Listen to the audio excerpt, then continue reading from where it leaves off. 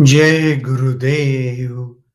सच्चे साधक के लिए एक अंतरंग वार्ता के अगले सत्र में मैं Swami Vaishampayan art of living foundation से आप सबका बहुत बहुत स्वागत करता हूं।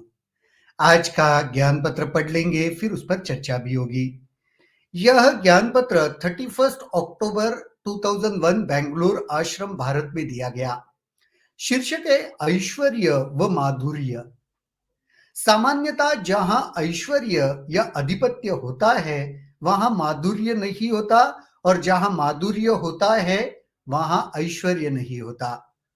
पर जहां जीवन पूर्णता विकसित होता है वहां दोनों होते हैं।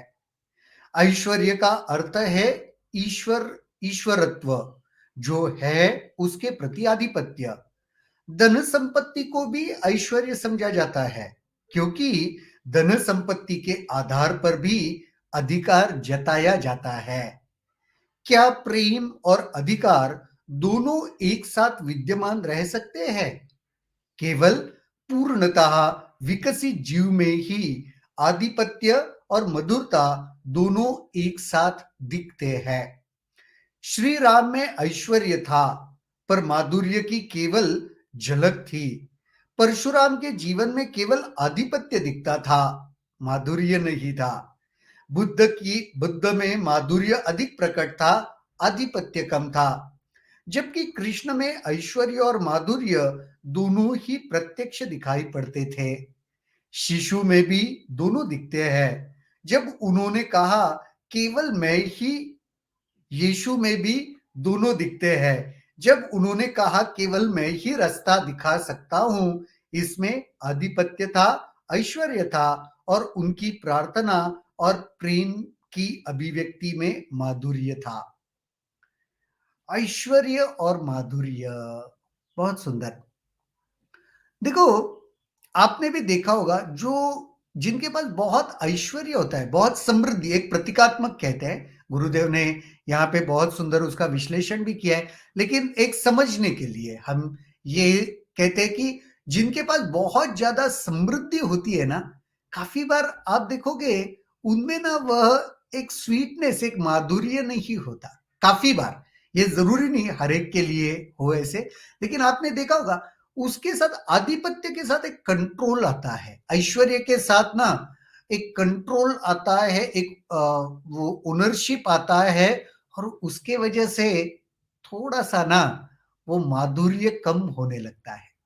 तो आधिपत्य, राजा कोई है, सब कुछ उसके अधीन है, तो उसके पास माधुर्य थोड़ा कम होगा। रादर वो कंट्रोल करने का, आदेश देने का वो भाव ज्यादा होगा। और उसके विपरीत जो बहुत, जिसके पास माधुर्य है, बहुत जो स्वीट है, तो काफी बार दिखता है कि उसके पास वह कंट्रोल, वो आदेश जो नहीं होता है। आधिपत्य ने क्या, अधीन होना।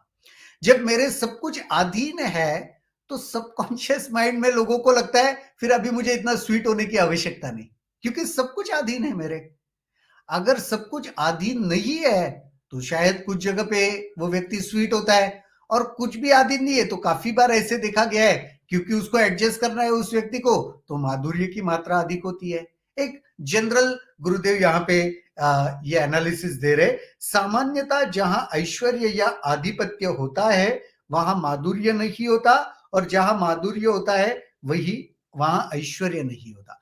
ऐश्वर्य की बात, यानी ऐश्वर्य हम अलग अलग दृष्टि से ले सकते हैं, पर यहाँ पे गुरुदेव ऐश्वर्य की बात यानी आधिपत्य की बात कर रहे हैं। हाँ, वो एक उसके ऊपर कंट्रोल होना है ना, सर, हर चीज के ऊपर कंट्रोल होना। जहां पे कंट्रोल है पूरी तरीके से, वहां पे इतना स्वीट होने की आवश्यकता नहीं है ऐसे लगता है, क्योंकि सब कुछ कंट्रोल में है। जहां पे कंट्रोल में नहीं है वहां पे लगता है थोड़ा सा कि स्वीटनेस रखना पड़ेगा। पर जहां जीवन पूर्णता विकसित होता है वहां दोनों होते हैं।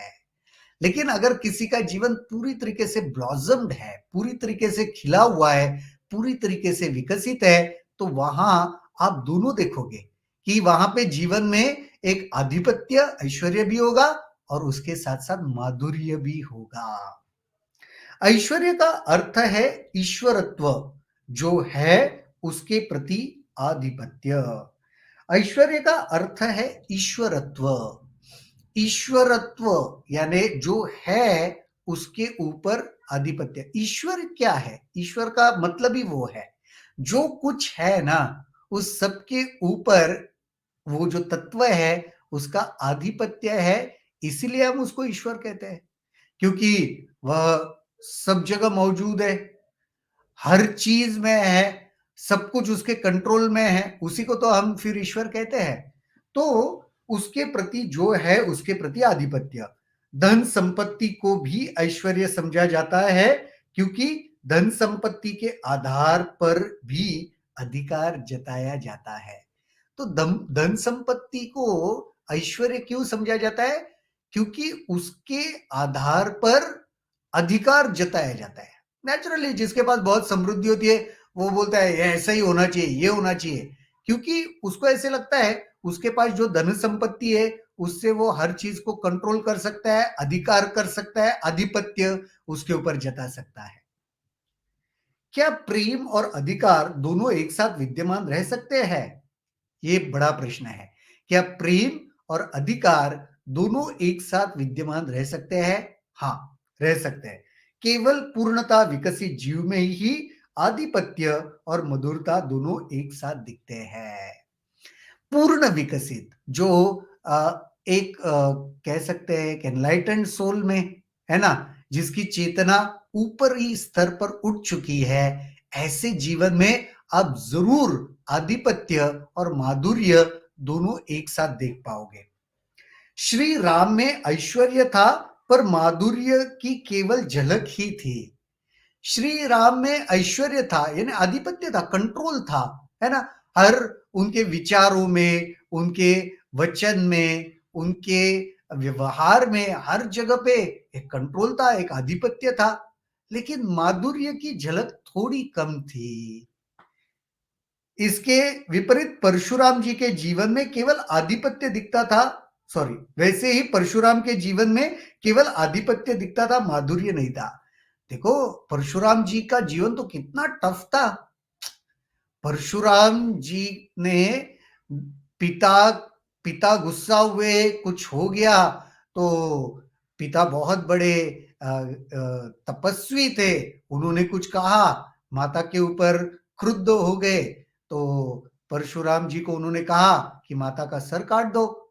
अब वो देखो आधिपत्य कंट्रोल तो था, कुछ बोला गया तो उन्होंने किया, और फिर पिता को उसके लिए उन्होंने पिता की बात मानी, तो जो उनको उसके बदले में उन्होंने कुछ चाहा और फिर उन्होंने कहा मां को वापस जीवित कर दो। तो आधिपत्य बहुत था, कंट्रोल बहुत था, निग्रह बहुत था, लेकिन वह माधुर्य की थोड़ी कमी थी। आप अगर आप देखोगे तो परशुराम जी का जीवन एक क्षत्रिय का अच्छा जीवन हम कह सकते हैं। क्षत्रिय कैसे होना चाहिए, वो क्षत्रिय और ब्राह्मण ऐसे थे, तो उस जमाने में ऐसे माना जाता था कि क्षत्रिय लोग जो नहीं करना चाहिए ऐसे बहुत कुछ कर रहे थे, और जो समाज के लिए उन्होंने उपयोगी बनना चाहिए था वो नहीं बन रहे थे। तो इन्होंने कहा क्षत्रिय युद्ध करते हैं, इसलिए उनको लगता है वो सब तो मैं भी करूंगा। ब्राह्मण होने के बावजूद भी उन्होंने ऐसे कहते हैं 16 बार निक्षत्रिय इस सारे धरती को। तो इसका मतलब क्या दृष्टि में आता है कि आधिपत्य, कंट्रोल, निग्रह सब कुछ था, लेकिन माधुर्य की कमी थी। बुद्ध में माधुर्य अधिक प्रकट था, आधिपत्य कम था। और बुद्ध बुद्ध तो एकदम उसके विपरीत, सिर्फ मुस्कुराते थे, किसी ने कुछ इंसल्ट किया, कुछ किया, कुछ नहीं, वो कोई निग्रह, कंट्रोल, उल्टा वार ऐसा कुछ था ही नहीं। वो तो सिर्फ मंद मंद मुस्कुराते थे, तो और ध्यान करते थे। तो गुरुजी वही कह रहे, उनमें माधुर्य तो बहुत भर भर के था, लेकिन फिर आधिपत्य नहीं दिखता था।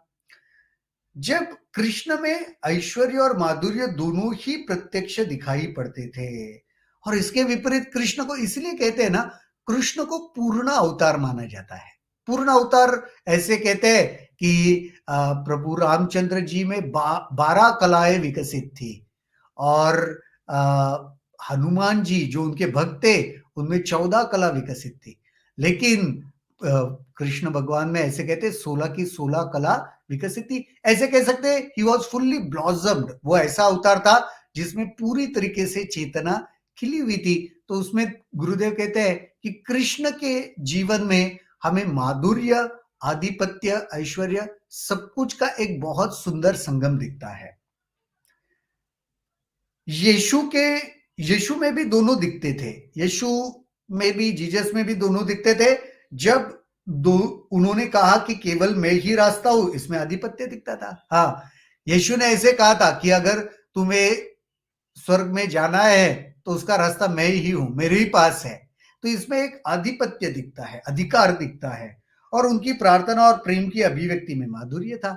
और वो उनका जो स्वभाव था, वो प्रार्थना जिस प्रकार करते थे, या उनकी प्रेम, यानी जीसस को एक तरीके से ऐसे माना जाता है ना कि प्रेम की मूर्ति ही माना जाता है। तो उसमें तो माधुर्य दिखता है। तो ये मुमकिन है, माधुर्य और आधिपत्य एक साथ होना मुमकिन है जब हम पूरी तरीके से चेतना में खिल जाएंगे। तो योगी के जीवन में यह मुमकिन है, ज्ञानी के जीवन में यह मुमकिन है, भक्त के जीवन में भी यह मुमकिन है। क्योंकि योग के द्वारा, ज्ञान के द्वारा और भक्ति के द्वारा हम अपनी चेतना के स्तर को इतना ऊपर उठा सकते हैं कि जिसमें यह दोनों एक साथ दिखाई दे।